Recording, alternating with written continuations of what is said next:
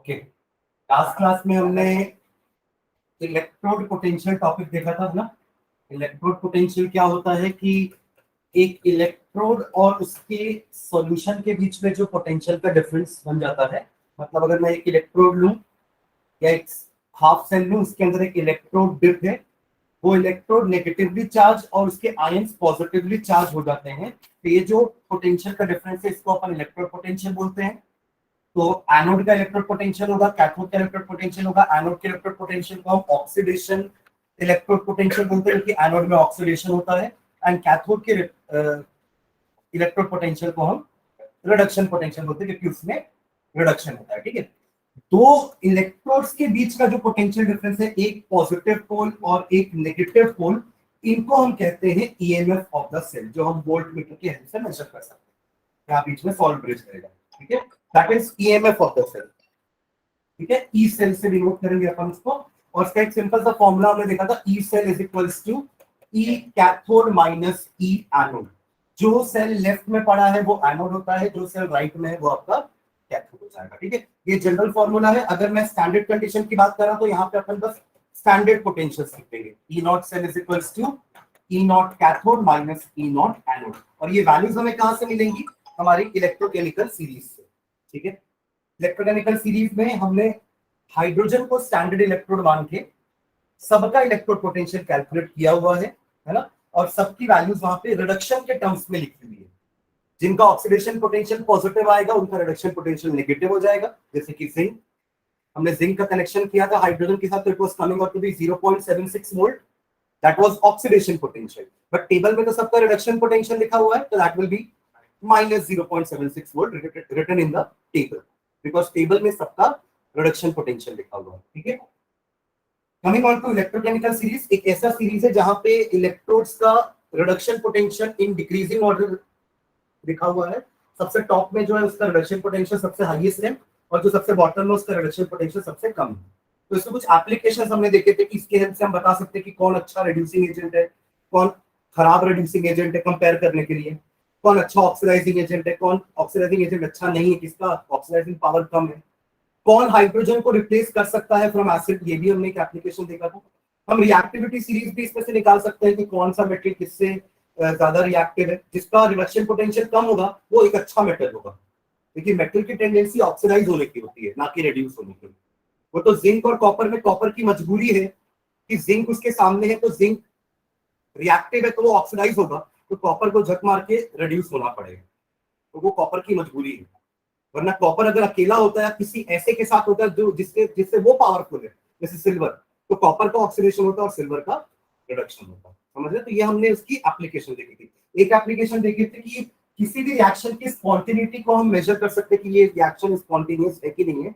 उसके लिए हम क्या करेंगे, सिंपली हम उस पर्टिकुलर रेडॉक्स रिएक्शन का ई सेल निकाल के देखेंगे, यानी कि ई सेल, यानी कि E naught cell is equals to E naught cathode minus E naught anode. ये एक रिएक्शन होता है डेनियल सेल का, जहां पे zinc electrode behaves like oxidation half cell and copper electrode behaves like a reduction half cell. Zinc का oxidation होगा, copper का रिडक्शन होगा, राइट। तो जिंक का ऑक्सीडेशन हो रहा है, कॉपर का रिडक्शन। जिंक का रिडक्शन पोटेंशियल होता है -0.76 और कॉपर का रिडक्शन पोटेंशियल होगा +0.34। आप जब इसका ई नॉट सेल का वैल्यू निकालेंगे तो it will come out to be 0.34 minus -0.76, that will be 1.14। Positive value shows that कि ये रिएक्शन स्पॉन्टेनियस है। अब अगर मैं इसका रिवर्स रिएक्शन लूं, अगर मैंने गलती से कॉपर को ये माना कि वो कॉपर एनोड है और जिंक कैथोड मान लिया मैंने, तो मैं उस केस में ई नॉट कैथोड की जगह पुट करूंगा -0.76 जिंक का वैल्यू, और एनोड की जगह पुट करूंगा कॉपर का value which is 0.34, and that will come out to be -1.11। तो किसी भी सेल का पोटेंशियल या ईएमएफ माइनस में नहीं होगा। पॉजिटिव वैल्यू शोज कि ये रिएक्शन स्पॉन्टेनियस है, इसका रिवर्स रिएक्शन नॉन स्पॉन्टेनियस। ठीक है, कराना है तो आप इससे हाई वोल्टेज दो। हमने देखा था कि कैसे आप एक एक्सटर्नल हाई वोल्टेज दोगे तब रिवर्स रिएक्शन होगा। अभी इस रिएक्शन में क्या हो रहा है, zinc is getting dissolved and copper is getting deposited. समझ में आ रहा है ना?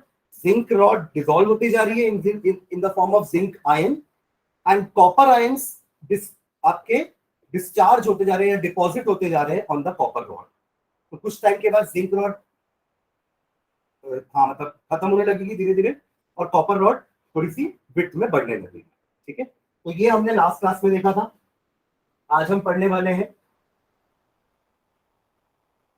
Nernst equation. ठीक है, नर्स्ट इक्वेशन बेसिकली किस बारे में बात करता है, हमने इसका हेडिंग लिखा था लास्ट क्लास में। अभी तक हम जो बात कर रहे थे ना इलेक्ट्रोड पोटेंशियल की या ई सेल की, that is EMF of the cell, हम इलेक्ट्रोलाइट की कंसंट्रेशन को 1m ले रहे थे। ठीक है, मतलब the condition was 1m and temperature was also standard 298 kelvin and 1m concentration. तो वो जो टेबल थी वो एक्चुअली उसी के लिए ही है जो हम बोलते हैं ना reduction potential, standard reduction potential. That table is made on the basis of standard condition only. ठीक है, पर अगर हर बार तो कंडीशन स्टैंडर्ड नहीं होगी ना, हर बार हम इलेक्ट्रोलाइट को 1 मोलार नहीं लेंगे, हर बार टेम्परेचर 298 केल्विन नहीं होगा। तो अगर हम अदर देन 298 केल्विन या अदर देन 1m कंसंट्रेशन लेते हैं तो ई सेल या ई नॉट सेल का वैल्यू क्या होगा। ठीक है, तो दैट दीज मतलब ये इस चीज से बात करना है हमको नर्स्ट इक्वेशन के बारे में। ठीक है, तो हेडिंग क्या डालिए sir, effect of temperature and concentration, ऐसा कुछ था ना heading, effect of temperature and concentration on electrode potential, that is bracket में हमने लिखा था नर्स्ट इक्वेशन। ठीक है, ओके, तो समझा तो फिर बाद में लिखते हैं। मान लीजिए ये रिएक्शन है आपका Mn plus n electron gives you m, just like zinc 2 plus रहेगा, उसको 2 इलेक्ट्रॉन गेन कराओगे तो Zn बन जाएगा, या कॉपर 2 प्लस होगा, उसको 2 इलेक्ट्रॉन गेन कराओगे तो कॉपर बन जाएगा। एक जस्ट हमने एक जनरल m नाम का एक हाइपोथेटिकल एलिमेंट ले लिया है। ठीक है ना, अगर इसके लिए मुझे नर्स्ट इक्वेशन लिखना होगा, इसके लिए अगर मुझे नर्स्ट इक्वेशन है, हमको नर्स्ट इक्वेशन को डिराइव नहीं करना है कि नर्स्ट इक्वेशन कहां से आया है ना। नर्स ने अपनी स्टडी से बताया था कि अगर कंडीशन स्टैंडर्ड नहीं है, अगर कंडीशन स्टैंडर्ड नहीं है देन ई सेल या इलेक्ट्रोड पोटेंशियल, ये तो एक इलेक्ट्रोड का रिएक्शन लिखा हुआ ना, this is just a electrode reaction. वो भी कौन सा टाइप का रिएक्शन है, रिडक्शन। ये किसका रिएक्शन है, रिडक्शन हाफ सेल का, रिडक्शन हाफ सेल का रिएक्शन है। तो ये होगी आपकी electrode potential, not EMF of the cell. EMF क्या होता है, E cathode minus E anode. पहले हम इंडिविजुअल इलेक्ट्रोड का बात करते हैं कि उनकी वैल्यू में क्या चेंजेस आने वाला है अगर कंडीशन स्टैंडर्ड नहीं होगी तो, राइट। तो electrode potential of this electrode is equals to standard value minus, अभी तक टेम्परेचर स्टैंडर्ड था, कंसंट्रेशन 1 थी, तो ये वाला पूरा पार्ट 0 हो रहा था। क्यों, log 1, आपने स्टैंडर्ड कंडीशन 1 बोला ना, तो अगर 1 लगो तो log 1 आपका 0 हो जाएगा, तो इसलिए ये पूरा टर्म खत्म हो जाता था अभी तक, समझ रहे। तो E was coming out to be E naught, that is standard condition, but अब ऐसा नहीं है, कंडीशन इज नॉट स्टैंडर्ड, हमारा कंसंट्रेशन कुछ और है, टेम्परेचर भी कुछ और अगर होगा तो ये इक्वेशन हमारा नर्स्ट इक्वेशन कहलाएगा। तो E not of that electrode minus RT upon NF, Ln मतलब होता है नेचुरल लॉगरिथम। लॉगरिथम दो टाइप के होते हैं, एक बेस E होता है और एक बेस 10 होता है। बेस E वाले को हम नेचुरल लॉगरिथम बोलते हैं और बेस 10 वाले को हम लॉगरिथम बोलते हैं सिंपली। और आप एक नेचुरल लॉगरिथम को बेस 10 में यानी कि लॉग में कन्वर्ट कर सकते हो बाय मल्टीप्लाइंग इट बाय 2.303। अगर आप यहाँ पे 2.303 मल्टीप्लाई कर दोगे ना, this ln will get change to log. हम करेंगे भी क्योंकि हमारे पास जो टेबल है लॉग की टेबल, वो मतलब वो लॉग की टेबल है, that is not the table for natural logarithm, इसलिए हम नेचुरल लॉगरिथम को अल्टीमेटली लॉग में कन्वर्ट करेंगे। ठीक है, ओके। तो इसमें क्या क्या चीजें अपन एक बार देख लेते हैं। R stands for gas constants, gas constant that is 8.314 ना की वैल्यू। टेम्परेचर आपका केल्विन में होगा, वो अलग अलग यूनिट्स के लिए होता है, जूल्स पर केल्विन पर मोल के लिए 8.314 वैल्यू होगी इसकी। ठीक है, RT अपॉन NF, R समझ में आ गया, T is the temperature, N है नंबर ऑफ इलेक्ट्रॉन्स। अगर ये कॉपर होगा तो N की वैल्यू 2 हो जाएगी, होगा। अगर सिल्वर होगा तो N का वैल्यू 1 होगा, क्योंकि Ag 1 positive gains 1 electron and changes to Ag। ठीक है, तो N का वैल्यू होता है नंबर ऑफ इलेक्ट्रॉन्स, कितना इलेक्ट्रॉन का ट्रांजैक्शन हो रहा है। एक ने 2 इलेक्ट्रॉन लूज किए, दूसरे ने 2 इलेक्ट्रॉन गेन कर लिए, मतलब N का वैल्यू 2 हो जाएगा, 4 नहीं होगा। ठीक है, N का वैल्यू। और F क्या होता है, फैराडे। F was चार्ज है बट एफ का वैल्यू था ना फैराडे, क्या था इसका वैल्यू, हमने इसका निकाला था ना 96500, दैट वाज अप्रॉक्सीमेट वैल्यू। अगर मैं एग्जैक्ट वैल्यू बोलूं तो 96487, 13 कूलम कम कर देना, 487 है ना, आपने उसको सिंप्लीफिकेशन करने के लिए 13 एक्स्ट्रा लेके 96500 ले लिया, वरना एग्जैक्ट वैल्यू है 96487 कूलम। और फैराडे को डिफाइन कैसे करेंगे, ये तो चलो उसकी वैल्यू हो गई। What is the definition of Faraday, कहां से आया था ये वैल्यू, हाँ, charge stored on 1 mole of electron. एक इलेक्ट्रॉन का चार्ज हमें पता है 1.6 इंटू 10⁻⁻19 कूलम। अगर 1 मोल इलेक्ट्रॉन का चार्ज निकालना है तो आप 6.022 इंटू 10⁻23 इंटू 1.6 इंटू 10⁻⁻19 कर दोगे तो हमको वही वैल्यू मिलेगी 96,487 कूलम, इसको अप्रॉक्सीमेटली 96,500। ठीक है, तो ये क्लियर है सारे terms. R gas constant, T temperature, N आपके number of electrons, F stands for Faraday, N आपका natural logarithm of concentration of M यानी कि आपका metal solid upon ionic concentration. ठीक है, हाँ इक्विलिब्रियम वाले ये इसको आगे अपन इक्विलिब्रियम कांस्टेंट भी निकालेंगे इसकी हेल्प से। ठीक है, अब हम जनरली वो इक्विलिब्रियम वाले क्वेश्चन में क्या करते थे, हम प्योर सॉलिड या प्योर लिक्विड का जो कंसंट्रेशन उसको 1 ले लेते थे, क्योंकि हमको यहाँ पे सॉलिड की कंसंट्रेशन से कुछ मतलब ही नहीं है, हमें चाहिए कंसंट्रेशन किसकी, इलेक्ट्रोलाइट की, और इलेक्ट्रोलाइट की कंसंट्रेशन आयन से पता चलेगी हमें, ना कि ऊपर लटके हुए इलेक्ट्रोड से। समझ में आ रहा है क्या बोल रहा हूं मैं, तो हम इसकी कंसंट्रेशन को 1 ले लेंगे तो हमारा इक्वेशन रिड्यूस होकर क्या हो जाएगा, ये पूरा सेम है इक्वेशन, ये वाला इक्वेशन और ये सेम है, बस हमने यहाँ इसकी जगह 1 ले लिया। क्लियर है यार पार्ट एवरीवन, आप लोगों को समझ में आ रहा है जो ऑनलाइन है, हर्षा, प्राजक्ता, सानिया, क्रिश, साधना, अभी तो ये एक इलेक्ट्रोड का नर्स्ट इक्वेशन हुआ, समझ में आ रही बात। ठीक है, ऐसे आप दूसरे इलेक्ट्रोड का भी लिख सकते हैं, बस 1 अपॉन उस आयन का कंसंट्रेशन हो जाएगा। ठीक है, आगे बढ़ते हैं, एक एग्जांपल डेनियल सेल का लेते हैं। अभी तक तो अपन एम लिख रहे थे ना, डेनियल सेल में Zn और Cu आ जाएगा। ठीक है, ओके, तो डेनियल सेल में कैथोड क्या होता है, कॉपर, याद है, डेनियल सेल मतलब वो जिंक कॉपर वाला सेल, राइट, जिसमें जिंक आपका एनोड होता है एंड कॉपर आपका कैथोड। तो कैथोड में क्या होगा, कॉपर का electrode potential is equal to standard electrode potential, ये तो हमें टेबल से मिल जाएगा। ठीक है, माइनस RT/2 आएगा, n का value 2, copper gains 2 electron to change to Cu, तो n की वैल्यू 2 आ जाएगी, f तो चलो कांस्टेंट है, Ln 1/Cu2 पॉजिटिव। समझ में आ रहा है यार आपका एवरीवन, क्लियर है ये ऊपर का इक्वेशन सभी को।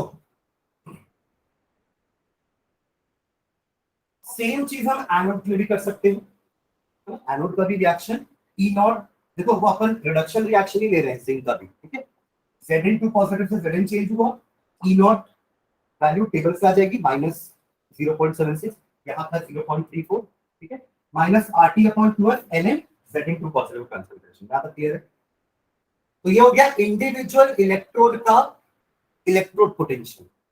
अब हमें मुझे अगर सेल का पोटेंशियल निकालना है, यानी कि ईएमएफ ऑफ द सेल निकालना है, तो हम क्या करेंगे, E cathode minus E anode. अब मैं ई नॉट नहीं बोलूंगा because the condition is not standard. ठीक है, तो E cell is equals to E cathode minus E anode. तो सॉल्व करते हैं आगे। ठीक है, सॉल्व करो फिर अपन बाद में देख लेंगे इसको। ठीक है, तो ई सेल क्या हो जाएगा, E cell is equals to E cathode मतलब ये पार्ट है ना, ये ई कैथोड, ई नॉट मैं कॉपर लिख रहा हूँ, बार बार पूरा लिखने से बेटर, ये पूरा नहीं लिख रहा हूँ। ठीक है, minus RT/2F Ln 1/Cu2 positive का कंसंट्रेशन। क्लियर है ये वाला पार्ट, माइनस ये वाला पार्ट, माइनस ये E0 जिंक हो गया, माइनस माइनस प्लस हो जाएगा, plus RT/2F Ln 1/Zn2 positive का कंसंट्रेशन। क्लियर है, मैंने ई सेल निकाल रहा हूं। ऊपर जो दोनों इक्वेशंस है ना, वो नर्स्ट इक्वेशन है for individual electrodes, copper electrode, zinc electrode, right. अब इन दोनों को मैंने माइनस कर दिया, ई cathode minus E anode, right, तो ई सेल आ गया। इसको थोड़ा सॉल्व कर लेते हैं, इन दोनों को साथ में ले लूं, ये ई नॉट सेल हो जाएगा, तो E cell is equals to E naught cell, ये सही लिख रहा हूं, E cathode, E naught cathode minus E naught anode. क्या है? उनकी कंसंट्रेशन वैल्यूज आएंगी ना जो हमारे क्वेश्चन में दी रहेगी, वो ब्रैकेट में लिखा रहता है ना, याद है? तो हम सेल रिप्रेजेंट कर रहे थे तो हमने ब्रैकेट में लिखा था दोनों आयंस के ब्रैकेट पे कंसंट्रेशन की C1 C2 लिखे थे, तो वो वैल्यू दी रहेगी दूसरी कंसंट्रेशन। अब 1n तो नहीं होगा, समझ रहे? हाँ, स्टैंडर्ड नहीं है कंडीशंस, ठीक है? तो अपन क्वेश्चन करेंगे इसमें, तो आपको यहाँ पे इनकी वैल्यूज रहेंगी, ठीक है? ओके, तो ई नॉट सेल हो गया, इन दोनों का मिला के ई नॉट सेल आ गया, बचे ये दोनों। इसमें मैं माइनस RT/2F को कॉमन ले लूं क्योंकि दोनों में है ना, RT/2F यहाँ भी है, RT/2F यहाँ भी है, माइनस करके बाहर ले लूं, चलेगा? है ना? तो अंदर क्या बचेगा? ln 1/Cu2 पॉजिटिव का कंसंट्रेशन बचेगा, ठीक है? माइनस नहीं प्लस था, ये अंदर मल्टीप्लाई होगा ना, मुझे यहाँ प्लस चाहिए ना, समझ रहे हो क्या होगा? इसको क्लास नहीं है, अच्छा आना ठीक है। माइनस RT/2F कॉमन, चलो माइनस RT/2F कॉमन, अंदर बचेगा यहाँ पे ln 1/Cu2 प्लस, और यहाँ बचेगा माइनस ln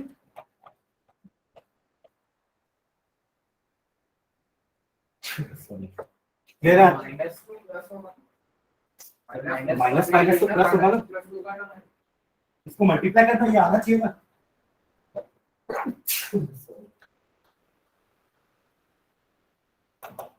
ई नॉट सेल को ऐसे रहने देते हो, इसको डिस्टर्ब नहीं करते, माइनस RT/2F को भी ऐसे रहने दो, उसको भी डिस्टर्ब नहीं करते। और एक प्रॉपर्टी होती है लॉग की, log A minus log B क्या होता है? लॉग A/B, लॉग A/B, तो यानी क्या हो जाएगा ये?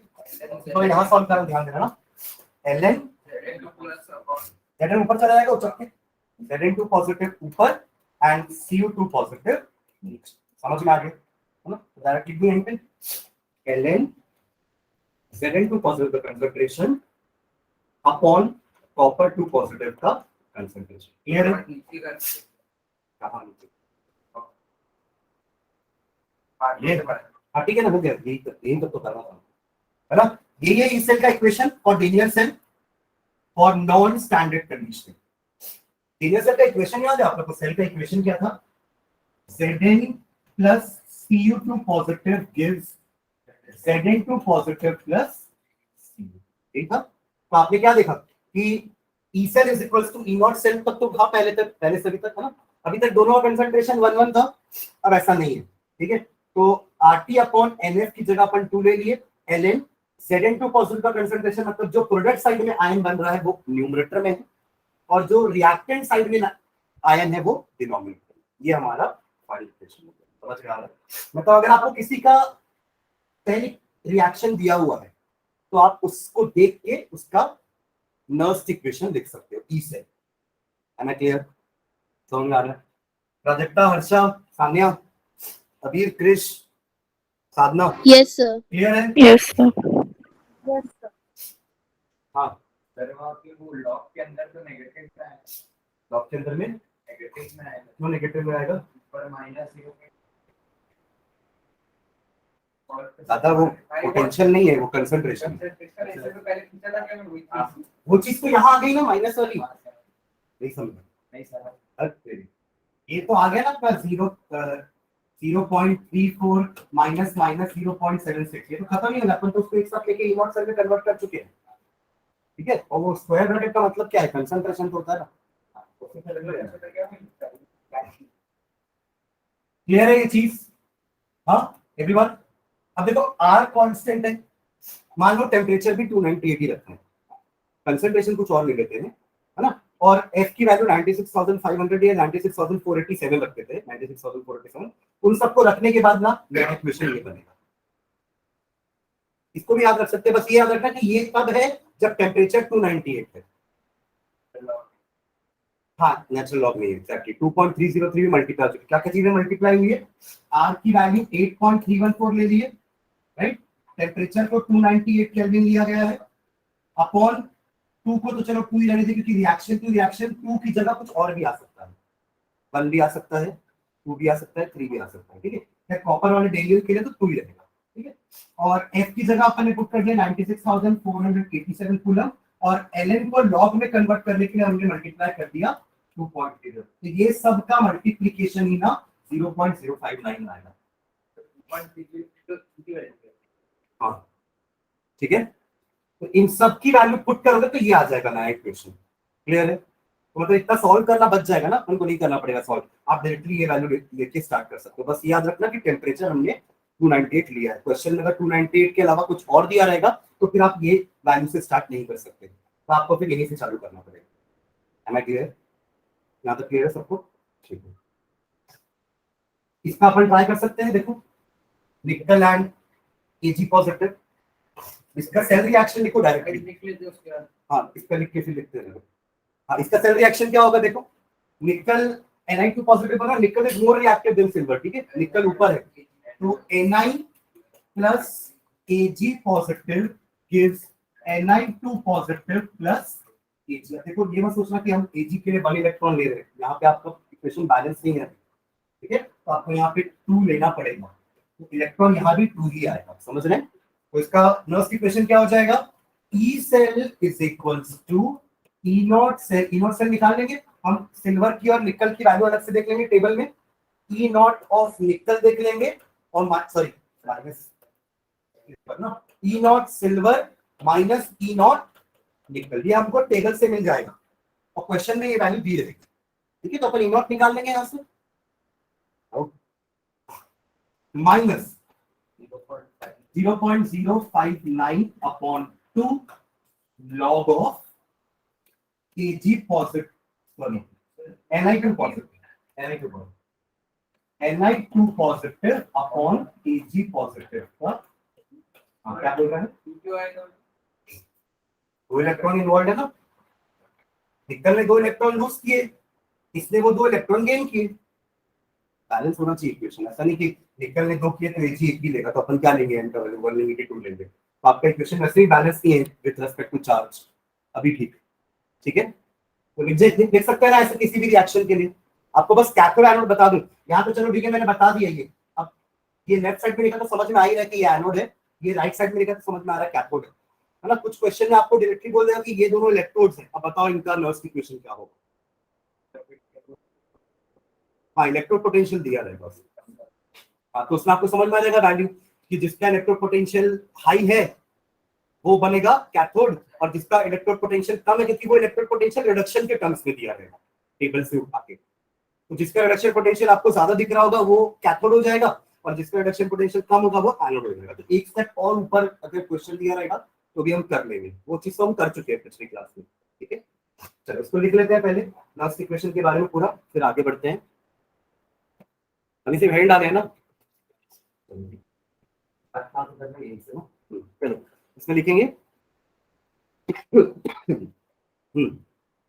Nernst showed that Nernst, N-E-R-N-S-T, Nernst showed that for electrode reaction, for electrode reaction, for electrode reaction, ये वाला लिख लो सबसे पहले, this one, for electrode reaction this, ये सेल रिएक्शन नहीं है, ठीक है, ये एक सिंगल इलेक्ट्रोड का रिएक्शन है। For electrode reaction this,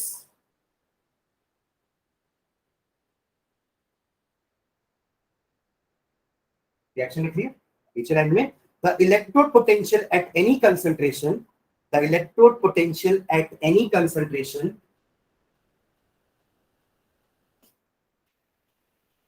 the electrode potential at any concentration can be represented by, can be represented by, can be represented by, अगली question, second question, can be represented by, second equation लिखेंगे सभी,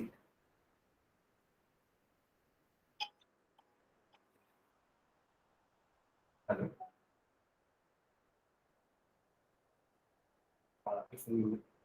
जी मैं देख लेता हूँ आज करना तो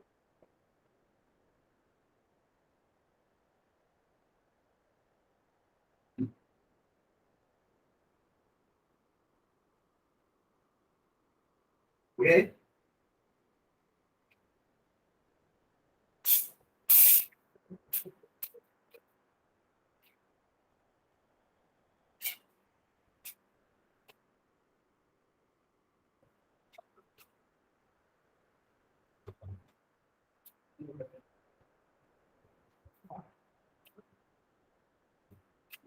ठीक है, सेकेंड क्वेश्चन। हाँ, ओके, आफ्टर सेकेंड क्वेश्चन आप लिखना, but concentration of solid M, but concentration यहाँ पर लिखो ब्रैकेट में एस, अभी याद रखना वो सॉलिड था क्योंकि, but concentration of solid M is taken as unity, is taken as unity, is taken as unity, है? तो अब उसको भी इंप्लीमेंट कर देते हैं। अब अगला क्वेश्चन ये लिखना। हाँ हाँ, इलेक्ट्रोड के लिए ये मेन इक्वेशन है, सेल के लिए नहीं।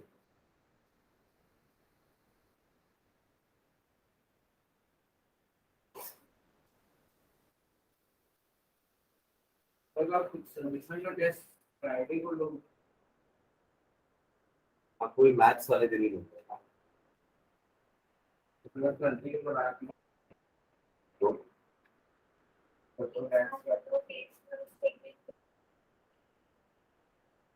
बाकी 500 करना।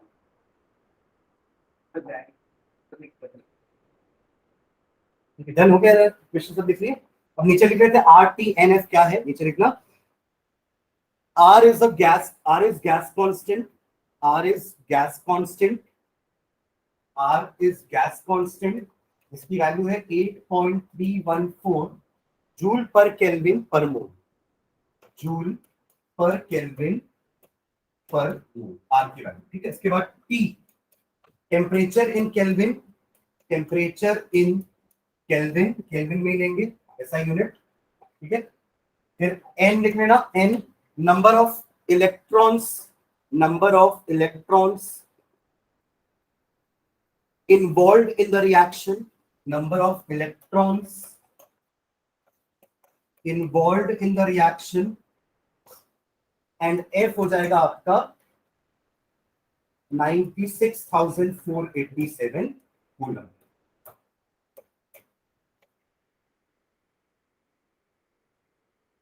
ठीक है,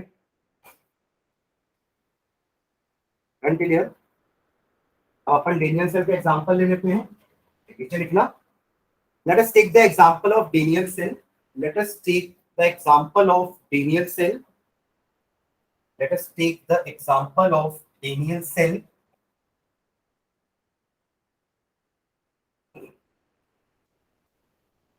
ठीक है, यहां से स्टार्ट करो, पहले ये लाइन लिखेंगे, फिर ये, फिर एनोड के बारे में, फिर ये सेल का, ये जो मैंने पूरा सॉल्व किया पूरा यहां तक आना चाहिए, ताकि उसको पूरा देखो। करते समय कुछ डाउट होगा तो पूछो मुझसे भी।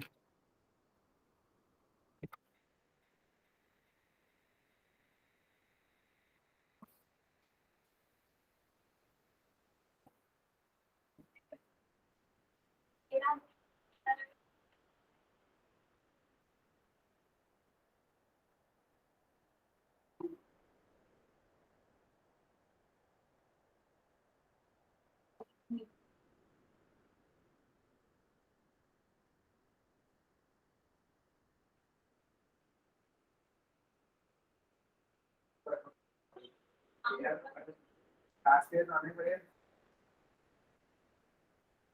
एक्स्ट्रा क्लास देखी ना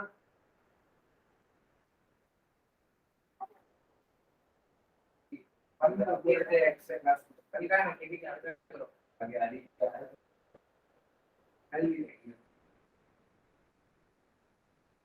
ऐसे भी ठीक है।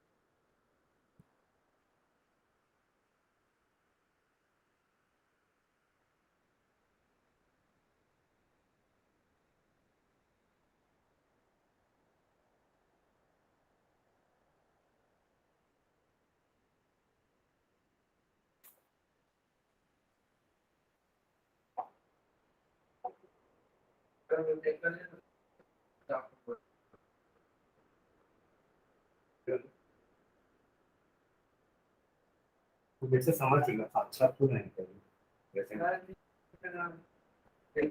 हमारे स्कूल में बहुत दिक्कत थी नहीं यहाँ पे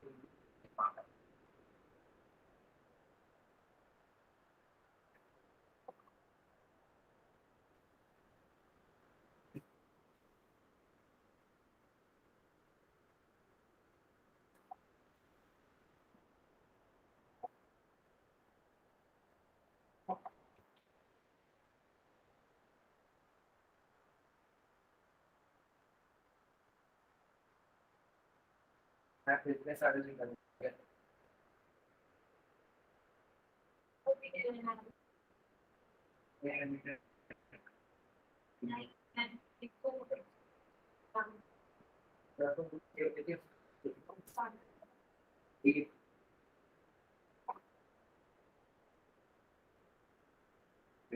यहाँ से ऊपर जाता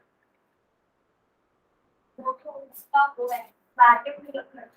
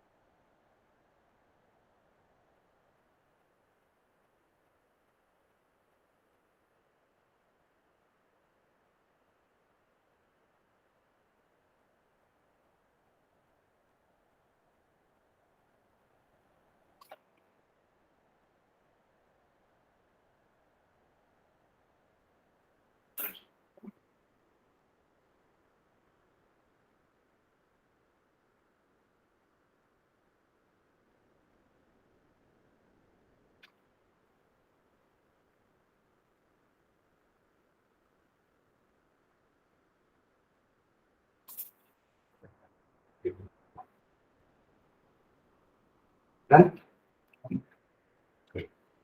के बाद एक एग्जांपल एक और अच्छा नहीं इसका वो भी लिखना है ना हाँ ये वाला तो लिख लिया होगा ना कि डिराइव किंग उसके बाद ये वैल्यूज डालना putting the values of R putting the values of R putting the values of R F and T is equals to 298 Kelvin and converting the natural logarithm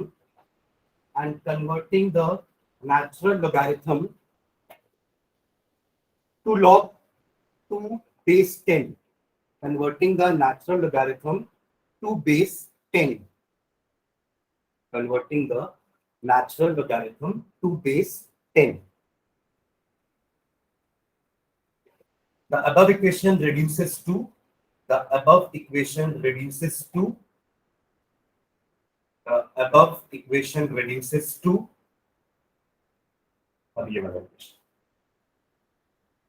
E cell is equals to E naught cell minus 0.059 upon 2 log Zn2 positive upon copper 2 positive का concentration. ठीक है ये square bracket का मतलब ही होता है concentration.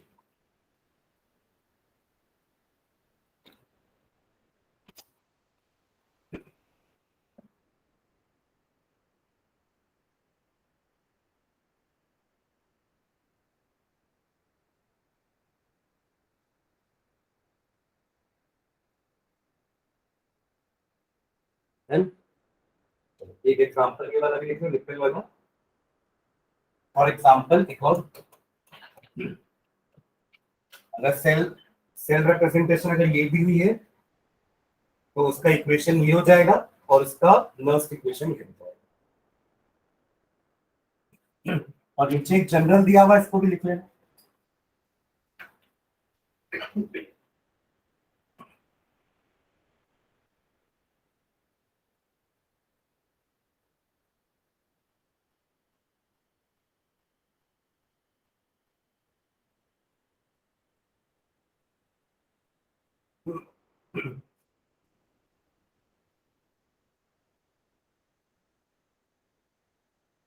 Log table देखना आपको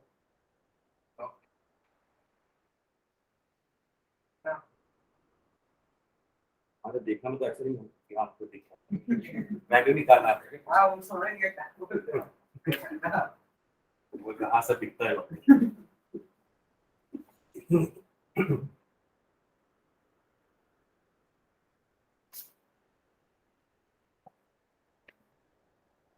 लॉक के बाद हीट भी लगा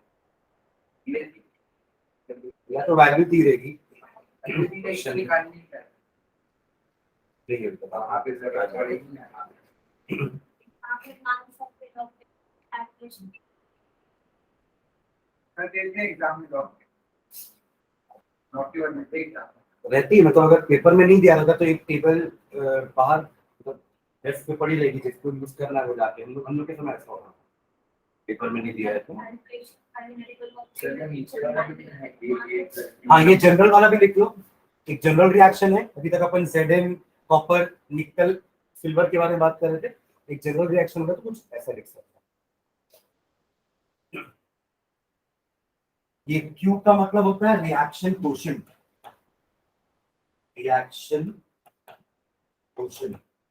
मतलब उसकी वैल्यू यही होती है concentration of products upon concentration of reactants बस जब इक्विलिब्रियम में मेजर किया जाता है तो उसको अपन K बोल देते हैं Q becomes equal to K when the measurement is done at equilibrium अभी रिएक्शन इक्विलिब्रियम में नहीं है सर तो अपन उल्टा कर लिए ना पहले आप वो आ गया ये तो किए ऊपर प्रोडक्ट का कंसंट्रेशन नीचे रिएक्टेंट का कंसंट्रेशन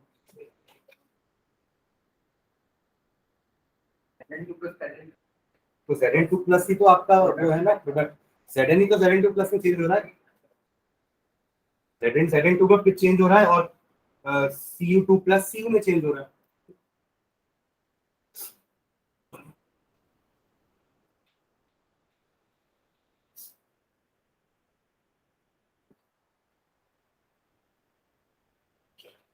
याद है ना कैसे लिखते हुए it's a ratio of concentration of products raised to the power their stoichiometric coefficient upon concentration of reactants raised to the power their stoichiometric coefficients.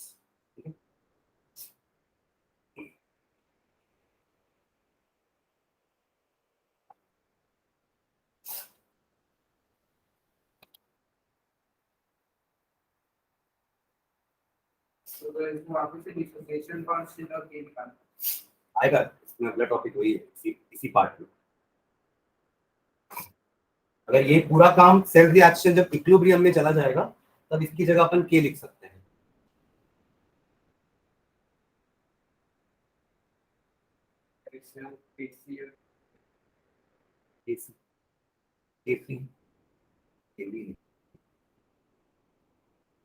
KP upon pressure वाले के गैस के लिए निकालते थे मतलब यहाँ पे हम हाँ ये कौन नहीं वो आप थर्मोडायनामिक्स समझ जाओ केपी और केसी का मतलब क्या था इसको केसी बोलेंगे क्योंकि यहाँ पे अपन कंसंट्रेशंस का रेशियो लिए हैं when the aqueous solutions are taken तब उसके अपन कंसंट्रेशन लेते हैं और अगर गैसियस सॉल्यूशन होगा तो उसके प्रेशर से तो KP and KC KP doesn't mean कि प्रेशर इज कांस्टेंट वो थर्मोडायनामिक्स मिक्स कर रहा है दोनों ठीक है वो सीपीसीबी था CP specific heat at constant pressure heat at constant volume ठीक है क्लियर है ये हो गया चलो एक क्वेश्चन देखते हैं अपन ये आपका मैग्नीशियम सिल्वर का सेल है जाहिर सी बात है magnesium is more reactive than silver ये तो हमें रिएक्टिविटी सीखने में पढ़ा होगा सिल्वर ऐसे भी बहुत नीचे है ना सिल्वर तो कॉपर के भी नीचे ठीक है तो इस देखो ये जो वैल्यू पूछ रहा था ना ये वैल्यू लिखी हुई ठीक है it is other than 1m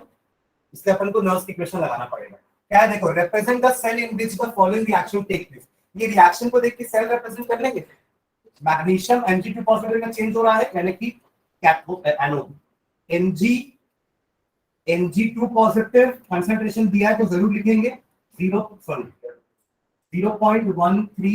m फिर सॉल्ट ब्रिज लगा देंगे Ag पॉजिटिव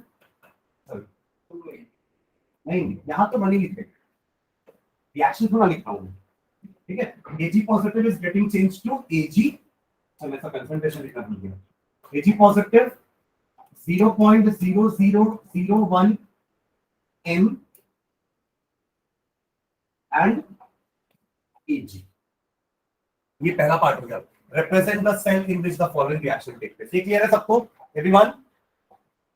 ऑनलाइन जो है हर्षा, प्राजक्ता, सानिया, क्रिश, साधना, यस सर। है ना? ये क्वेश्चन था. चलो इसका वो लिख सकते हैं नर्स्ट.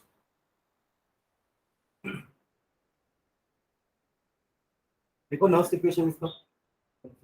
अब कुछ टेम्परेचर नहीं दिया है ना अलग से, मतलब 298 कंसिडर करेंगे. ठीक है, मतलब वो 0.059 वाला अपन इक्वेशन यूज कर सकते हैं.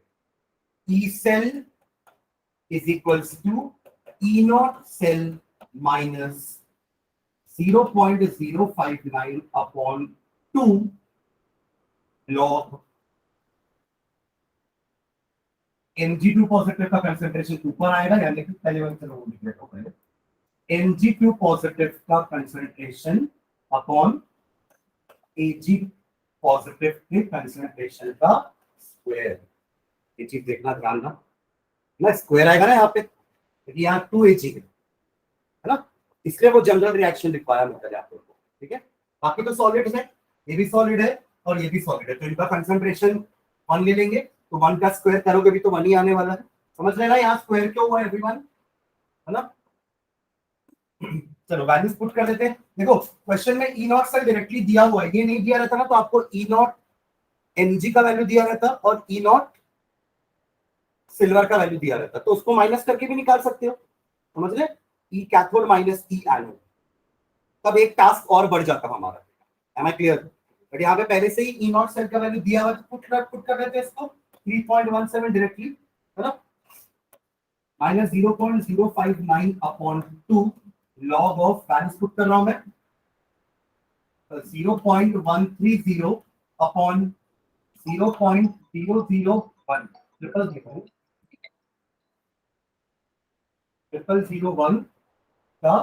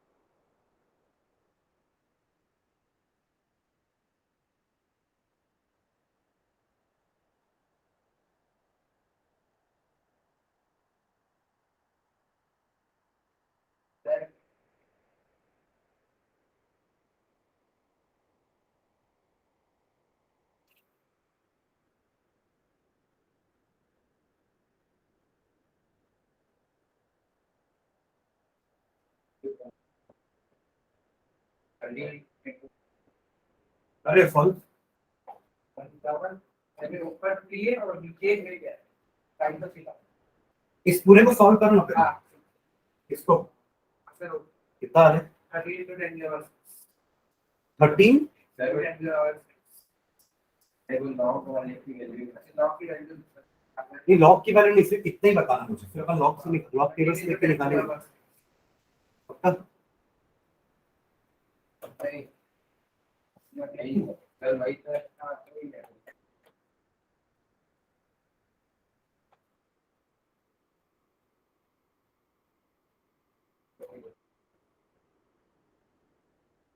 बाकी 0.029 but 3.17 minus 0.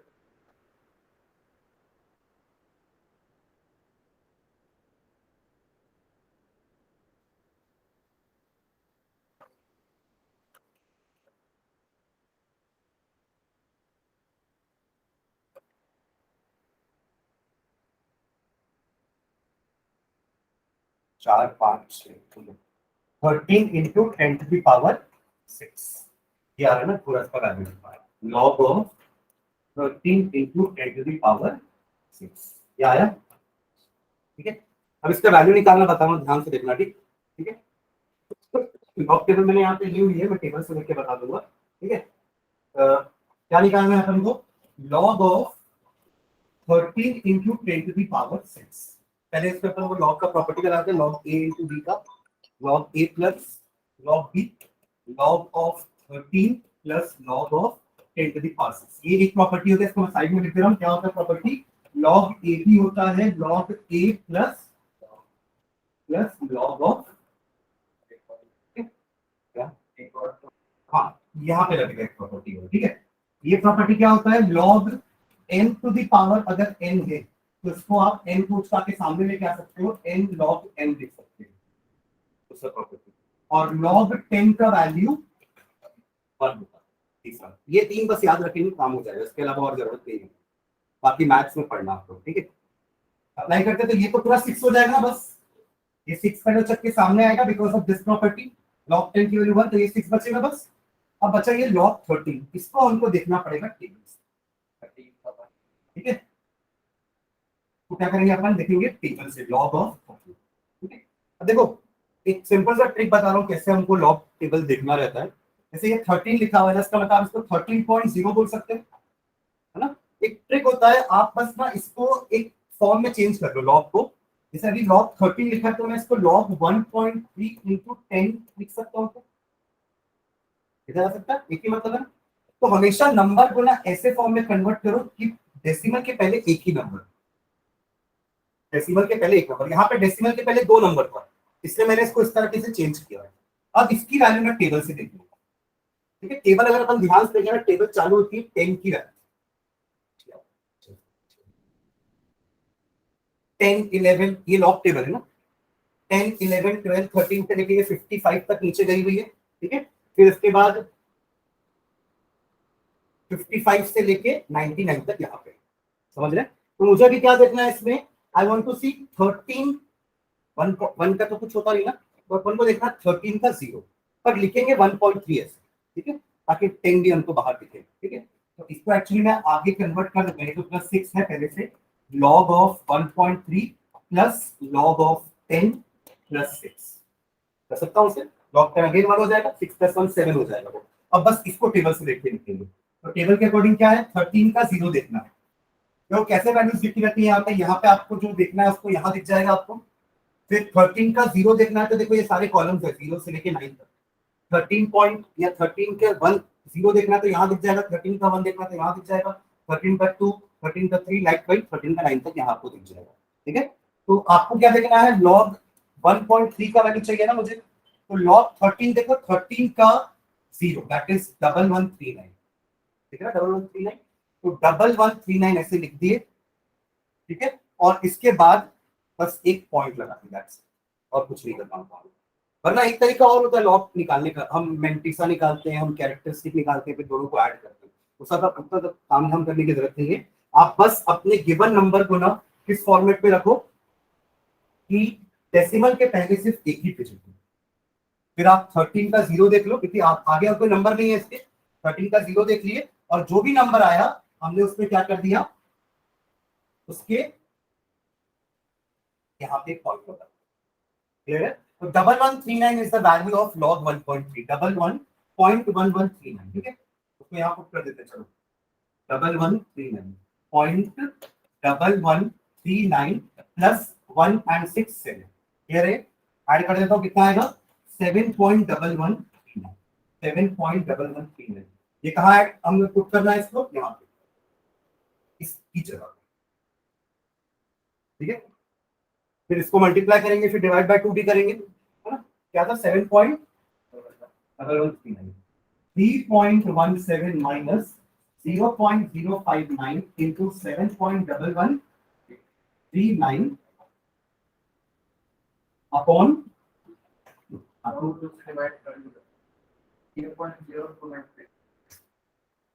तो कर चुका है ठीक है ना। तो इसका ये चीज पता ना पाले कितना है ये तीनों को मल्टीप्लाई करके डिवाइड करके दोनों को फिर अपन 3.17 से माइनस कर देंगे फिर डेसिमल के बाद अगर 2 डिजिट आता है तो फिर 1 डेसिमल, तो 30 का 1 देंगे। हाँ, डेसिमल के बाद 2 डिजिट आएगा, मतलब जैसे 1359 होता तो 13 का 5 देखते और 9 मीन डिफरेंस देखते और ऐड कर देते। मैं बता रहा हूँ उस चीज को। हाँ, पहले इसको करो ना, 0.059 इंटू 7.1139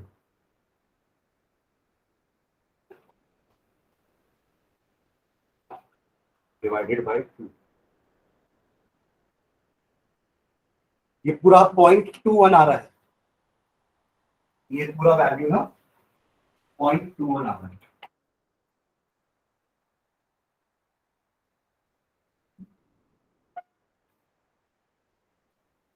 ठीक है, फाइनली आप इसको माइनस करोगे तो आ जाएगा 2.96 वोल्ट।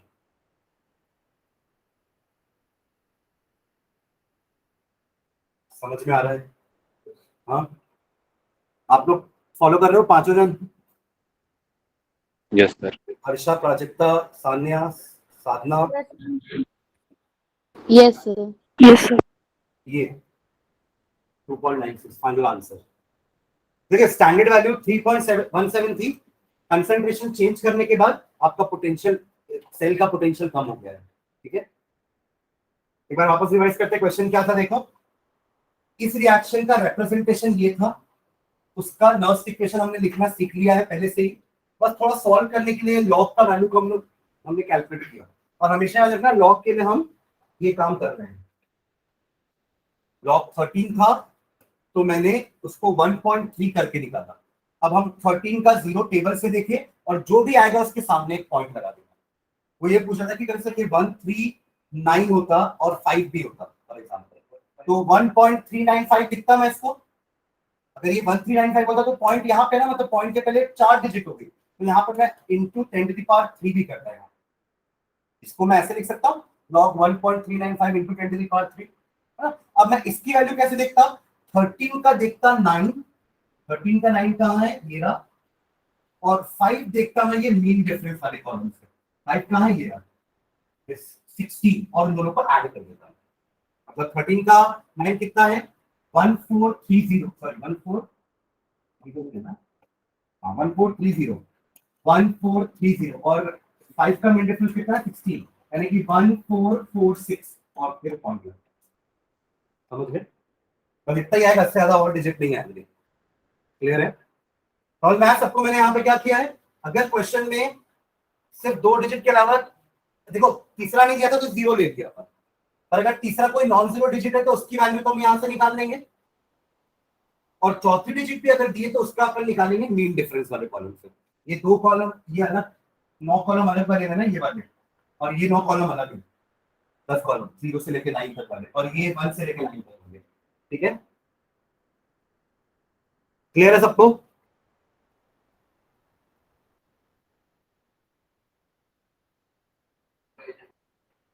क्या लिख रहे थे? नहीं क्योंकि वो कैलकुलेशन पूरा नहीं की। हाँ कर लो, कैलकुलेशन पूरा कर लो।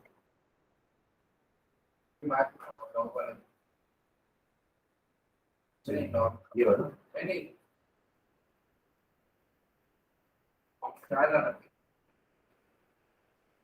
log 13 कैसे निकालना है, निकालना।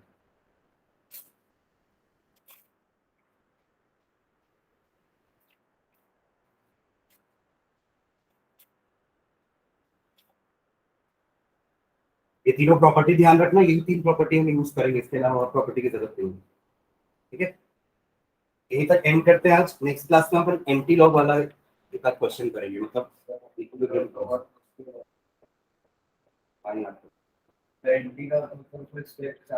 नहीं सही है, मैं बताऊंगा ना सिंपल स्टेप। तू भूल जाएगा, तू सीखा है, भूल जाएगा, नहीं भूल जाएगा, भूल जाएगा।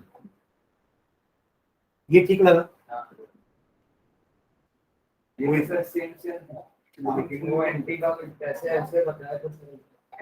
सिंपल है, इसका उल्टा प्रोसेस करना है, टेबल दूसरी देखना। टेबल दूसरी होती है एंटी लॉग की, और अभी जो हमने प्रोसेस किया ना, हमने क्या किया, इस नंबर को इस फॉर्मेट में कन्वर्ट किया है ना। अब एंटी लॉक टेबल में ना सब इस फॉर्मेट में नंबर है, 0.00, 0.01 से लेके 0.99। तो जिसका एंटी लॉक निकालना उसको इस फॉर्मेट में पहले लेके आए। लॉक का उल्टा ही है। हाँ, लॉक का एक्चुअली एंटी लॉक का मतलब होता है 10 का पावर निकालना किसी भी चीज का। अब देखो 10 का पावर 2 तो निकाल लोगे 100, पर 10 का पावर 2.5 कैसे निकालोगे? समझ रहे हो मैं क्या बोल रहा हूँ? 10 का पावर तो 2 होता है, हम पता 100 होता है ये। व्हाट अबाउट 10 का पावर 2.5? तो ये एंटी लॉक टेबल से निकले। एक्चुअली एंटी लॉक का मतलब 10 टू द पावर 2 होता है, समझ रहे हो? है ना? मतलब आप ऐसे समझो कि अगर एक लॉग x का वैल्यू 5 है, x एक कुछ भी नंबर होगा, उसकी लॉग की वैल्यू 5 आ रही है फॉर एग्जांपल, तो ये x कैसे निकालोगे? किसका लॉग का वैल्यू 5 आ रहा है तो उसके लिए एंटी लॉग निकालना पड़ेगा। तो कैसे निकालेंगे? x को यहीं रखो और 10 को इतना जोर से धक्का दो कि 10 वहां जाके 5 को धक्का देके उसको ऊपर फेंको। तो x का वैल्यू क्या हो जाएगा? 10 टू द पावर 5। समझ में आया? ये क्या हो जाएगा देखना, ध्यान देना। x का वैल्यू कितना है? 10 टू द पावर 5, राइट? अब इसका लॉग निकाल के देखो 5 आना चाहिए ना। Log 10 10 to the power 5, property use करो, 5 बाहर आ जाएगा, सामने आ जाएगा, एंड लॉग 10, और लॉग 10 क्या होता है? 1। है ना?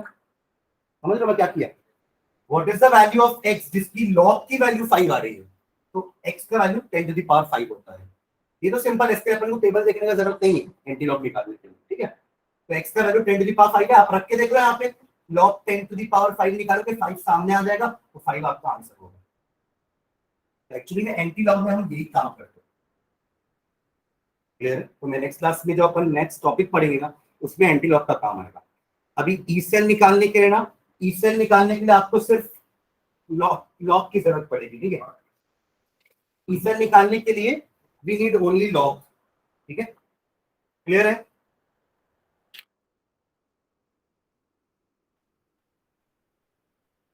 जब वो क्वेश्चन देगा तो अच्छा बैठो।